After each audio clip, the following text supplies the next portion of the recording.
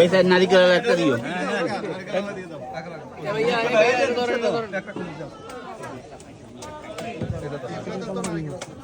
আসসালামু আলাইকুম, ধন্যবাদ এত সুন্দর একটা ট্যুরের আয়োজন করার জন্য আজিম গ্রুপকে।